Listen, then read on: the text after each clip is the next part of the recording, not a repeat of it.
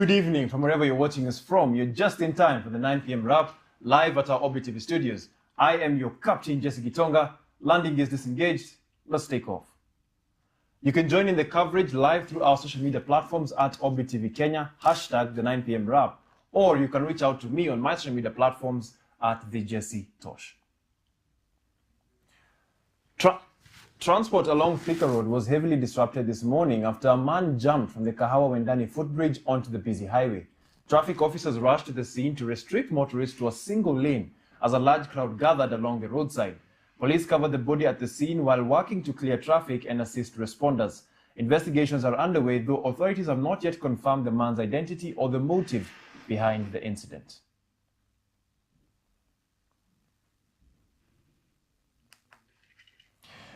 A petition has been filed at the High Court seeking the removal of Health Cabinet Secretary Aden Duale of alleged ethnic incitement. The petitioners cite remarks made by Duale on July 20th in Lafay constituency, Mandera County, arguing they violated leadership and integrity standards. The suit accuses the CS of using ethnic slurs and dehumanizing language that threaten national cohesion and contravene constitutional limits on free speech. The petitioners want the court to find Duale unfit for office for failing to promote national unity as a state officer. Youths in Siaya County are calling for the Senate seat to be occupied by one of their own in the next general election, saying the time has come for young leaders to take up the oversight role. Speaking at Nyilima grounds in East Asembo Ward, Rarieda Sub-County, the youths led the Thuon Gweno Foundation Chief Executive Officer Nick Ongoro said they will rally behind a youthful candidate for the position. They argue that the Senate requires energetic leadership to effectively represent the county, oversee the county government, and safeguard public resources. Siaya County Chief Officer for Governance and Administration, Walter Okello, urged the youth to remain united and work together towards achieving leadership aspirations. Siaya County mzima, we are not asking for much. We are only asking for one. We are only asking for the Senate seat. And I want to state it categorically here, that since devolution started, 2013, we want to see change in this election. We want to elect a senator who will implement the 4 objectives of the office of the Senate. If you elect a senator who will oversight county government, service delivery is guaranteed. I'm a sole believer, a strong believer, that when our people come together and stay together, we are then able to overcome the economic hardships that our people face. I thank these groups, I celebrate these groups because they've been able to hold together for a long time in the places where they are. So what we are doing today is to encourage the general community of Asembo, the general community of Siaya, that our unity is our strength. Kakamega County says its ongoing road infrastructure program is improving rural connectivity, with the county government continuing to implement its 10-kilometer per ward initiative across all 60 wards. Governor Fernandez Barasa says the road projects are aimed at improving access to markets, schools, and health facilities while supporting trade and agricultural production. The county government says the program includes the upgrading of roads to bitumen standards, maintenance of gravel roads, and construction of bridges to improve transport links. Officials say the initiative is also expected to create employment opportunities and accelerate socio-economic development across the county.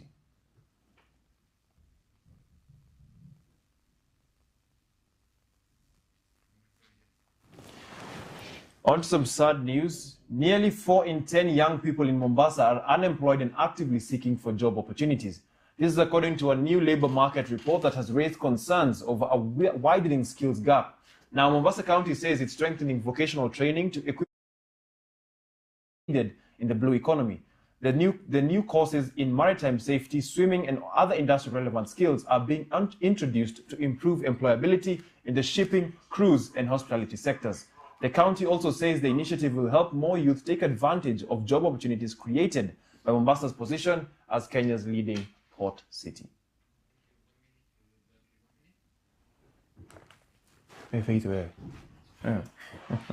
Na kupitia kituo chetu kile cha ufundi cha Mtongwe Vocation Training College, hii tunaitumia kuwaboresha vijana wetu masala ya mambo ya bahari kwa ujumla, na pili vile tutaitumia katika masala ya uvuvi, kuwafundisha pia vijana mbinu mpya za uvuvi, kwa sababu bado watu wanavua kulingana na vile babu zao nyuma walivyovua. Lazima tuwafundishe mbinu mpya za kuvua, vile vile tuwafundishe kazi za mkono za ndani ya meli watafanya namna gani ili wawe tayari na soko, kuhakikisha colleges themselves na industries wanafanya kazi pamoja, si kila mmoja anafanya hii na anafanya, wanazungumza ili kuhakikisha ni vipi wanaweza kuimprove their training.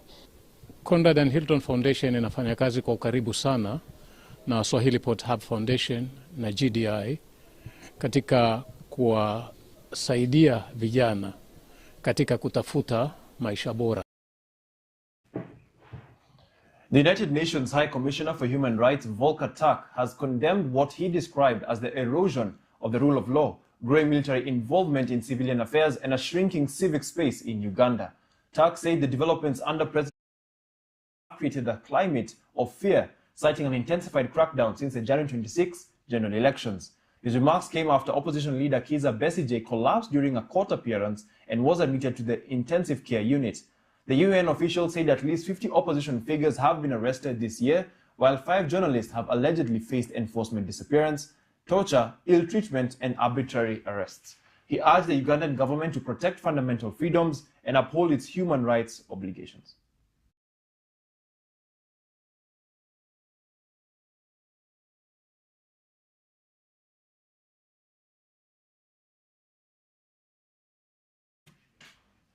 Well, I'll take a short commercial break, but do remember, don't go anywhere. We'll be back with more.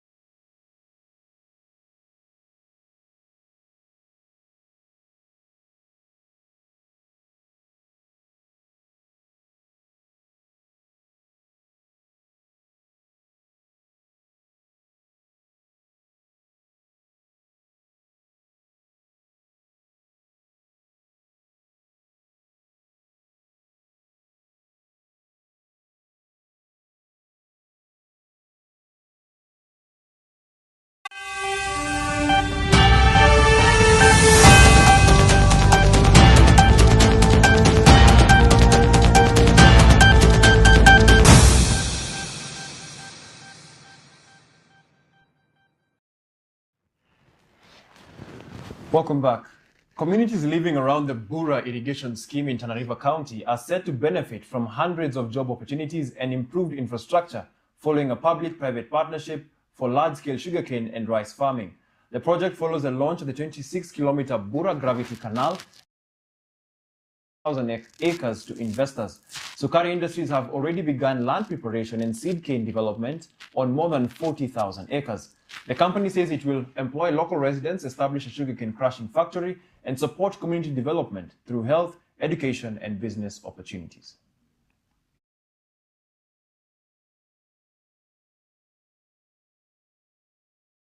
The whole objective of Sukari Industries is to support, complement, and supplement governmental efforts insofar as creation of employment, expansion of business opportunities, engagement of the unemployed youth, and so on and so on. That is what this project is all about. Kama ni kitu inaweza kuwa adjusted, sioni kama kuna uoga wowote pale. Itakuwa adjusted, zile areas ambazo watu wanaishi zitakuwa captured. Kwa naomba investor akuwe na good relation na community kupitia public participation. Ikifika mahali anahitaji hata kuajiri watu, aite tu watu public participation. Mambo ambayo walituahidi kama jamii yatatufaidi. kuna nafasi za kazi za kutosha ambazo jamii itafaidi. Kuna miradi, kuna mambo ya shule, mambo ya hospitali wakianza kazi, ambapo tutakuja kusaidiana.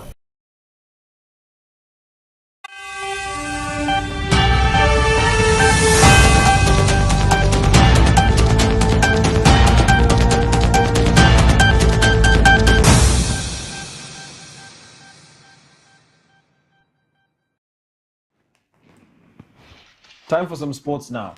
Harambee Starlets remained bottom of Group A after a narrow 1-0 defeat to Senegal at the 2026 Women's Africa Cup of Nations in Rabat. FC Metz striker Senya Nobo Mbengue scored the decisive goal in the 34th minute after defensive error by Kenya. Head coach Beldine Odemba blamed the loss on missed scoring chances despite her side creating several opportunities.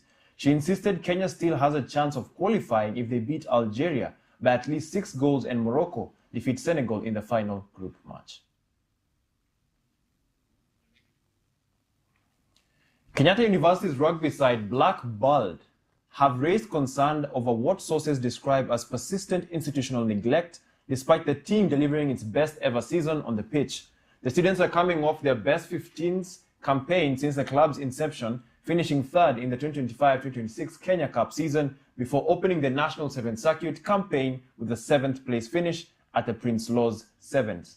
At the Nakuru-based tournament, Black Blood topped their pool with wins over Impala, Nakuru RFC and Menengai Oilers before falling into nondescript RFC in the quarterfinals and Daystar Falcons in the 5th place playoff. Multiple sources within the club, speaking on condition of anonymity for fear of repercussions, say inadequate facilitation has remained a recurring challenge, particularly during away fixtures. One source said the team nearly missed a Kenya Cup semi-final after not being facilitated to travel, with players forced to seek direct intervention from the university's vice-chancellor before transport was arranged. Another described departing the university at around 4 p.m., spending the night in Nakuru and arriving in Kakamega at noon on match day, only to play a 3 p.m. semi-final. On some sad news now. Italian football legend Franco Baresi, who captained AC Milan through their most dominant era in 1980s and 90s, has died at the age of 66, the club announced on Friday. AC Milan, where Baresi served as honorary vice president since 2020, paid tribute on social media, saying the club was in tears following his passing and that his integrity and iconic number 6 shirt would remain etched into the club's identity forever.